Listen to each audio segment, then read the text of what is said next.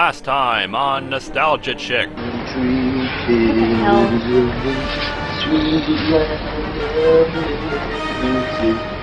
Michael Bay!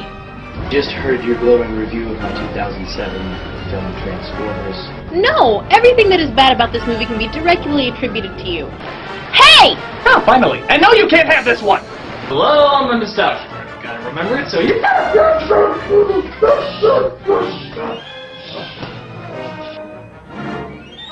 Well, that explains the bad movie coma. Shit! Well, you woke up just in time to find the box office records for the end of the summer. You want to know what those giant robot wrecking ball testicles were based on? Well, I had surgery a while back and,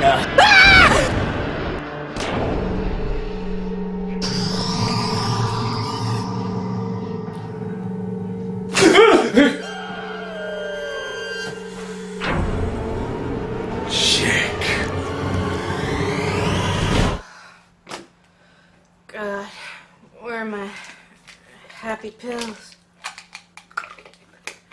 Hi, I'm your Nostalgia Chick, and we were plowing through the majestic longness, and I don't mean that in the good way, known as Armageddon. Okay, where were we? Armageddon. Some more. Goddamn. There's just so much to say about this thing. Alright, man, this is what we trained for. Now just suck it up! Well, halfway through the movie, and we're just now getting into space. Normally I'd say boo, but we're gonna count that as a good thing because... oh boy. Now, the Russian space station has fired a rocket to simulate gravity and let us work faster. So that's our excuse for why there is gravity on this backstage. I mean space station. I'm having gravity! And thusly we move into the what else can go wrong portion of the movie, in that everything that can go wrong does. And not in the oh, that's life kind of way, in the you can see it coming from a mile away and it exists solely to make the movie longer and less interesting kind of way. Fire sealed in the fuel pod. We locked it down. Good thing we put tracking devices on them. Basically the point of all this is to pick up Peter Stormare. Oh, please be foreign and wacky. Welcome, everybody! And apparently if you want to pump the fuel, you need to wear silly hat like Russian I am Cossack long live Stalin. And blow shit up. It was high time for a boom, you guys. This thing's gonna blow! The movie already blows! Oh, meanwhile, also, planet is unified, no riots, no panic, everything's awesome. Now, onto that asteroid. Somehow, we also turned slingshotting around the moon into an action sequence. Remember the serenity with which it was handled in Apollo 13? This is what we get here. Hey, geez, hang tight! I'm not gonna make it! God, this movie. What do you mean this is normal? This is way worse! Only in America do we feel the need to name our space shuttles Freedom and Independence. Independent from the tyranny of celestial objects? Unfortunately, the space shuttle is not renowned for its agility, and one of them goes down! And at mark 1 hour, 26 minutes, we finally make contact with that asteroid, if only in the form of Independence crashing gloriously into the curiously gravity-heavy asteroid. As well as what asteroid in the history of asteroids has stalagmites? Owen Wilson went down right off, so no more ethereal wonderments at existence. Whoa. Do it again, Ben Affleck! Whoa. And as for Liv Tyler, for more than half of this movie she does nothing but pace in slow motion while looking at monitors despondently, waiting for the men to get home. She's made something of a career out of that. Captain America here blew the landing by 26 miles. How the hell do you know that? Because I'm a genius. Geniuses know everything. While Willis and his crew start their Murphy's Law drill, Affleck starts the journey towards them in his little armadillo thing, which has a machine gun because... Tell you how we do things where I come from. Then it's 3 guys, an armadillo, and a road trip across an asteroid. Puts drilling final at 10 hours. Please advise, that's 4 hours past the zero barrier. What else can go wrong? Well, NASA can get impatient and try to detonate the nuke from beneath. Quick, Liv, indignation! That is my father up there! Procession of slow-mo army dudes come into NASA to blow up the nuke, and it's a battle of wills, logic versus emotion, pacing versus stiltedness, Murphy's Law versus how goddamn long is this movie?! You and your men are the biggest mistake in the history of NASA. Your screenwriting is the biggest mistake in the history of NASA! Give us the time, Sharp. Shut this bomb down now! What else can go wrong now? Rogue astronaut? Don't. What are you doing with a gun in space? Well, Affleck's got a machine gun. And while our ticking clock goes on, we spin this massive chunk of movie having to deal with this crisis. Well, thank God these military men fold so easily. But back at the Affleck show, Christ, one painful Murphy's Law subplot to another. Oh my God, a canyon. What else can go wrong? I could really use some helicopters at sunset right about now. Well, let's jump over it. That should eat up at least 5 minutes, right? Thrust is on. All right, turn them on. Ah, okay, make that 10 minutes. God, it sucks up here. God knows this movie needs to be longer. What else can go wrong? Oh, and in a desperate attempt to distract us from the awfulness of the movie, Buscemi goes insane. And we lose the fat guy to the cosmos. Bye, Max. This soundstage just isn't the same without him. Still no riots, still the 1950s, but Michael Bay does manage to cram in one big fuck you to France.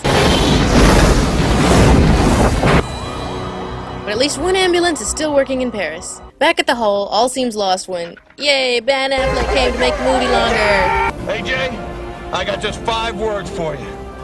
Damn glad to see you, boy! But Mother of Allah, we're inching closer to the end. Inching. 792! 795! Can't we round up? Do we have to go every last agonizing foot? 797! 99! What else can go wrong?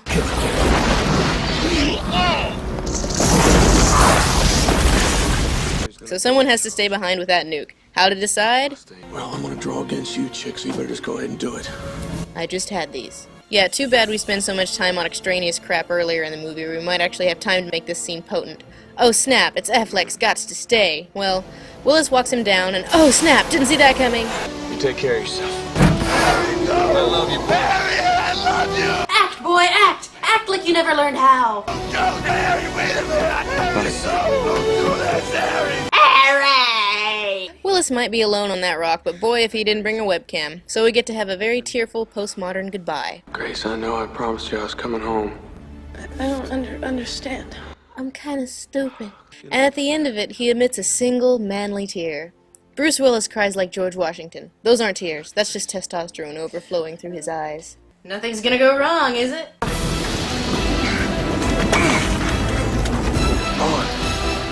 But Bruce Willis doesn't die with simple dignity like a normal man. Oh no, this is Harry. We get...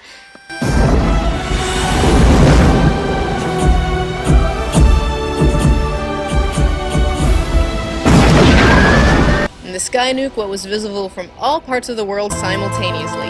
It's sunset everywhere, and the 50s, and the 60s.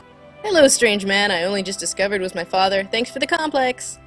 Requesting permission to shake the hand of the daughter of the bravest man I've ever met. And behold the look of someone who's going to live in his shadow. Fortunately, they had the celebratory F-15s ready to go. And to top the damn thing off, they got married at sunset.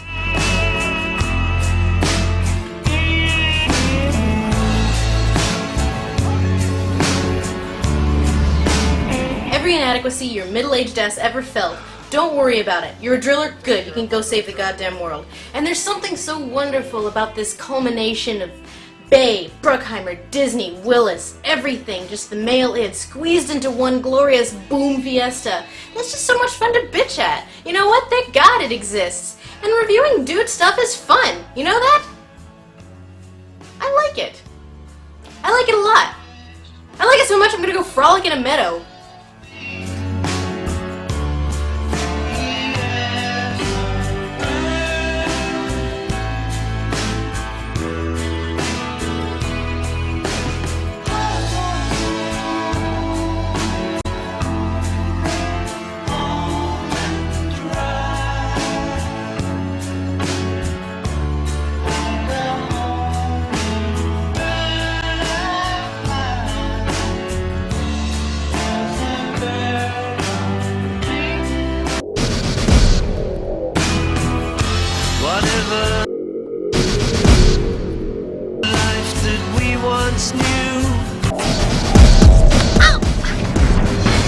Now it's my turn.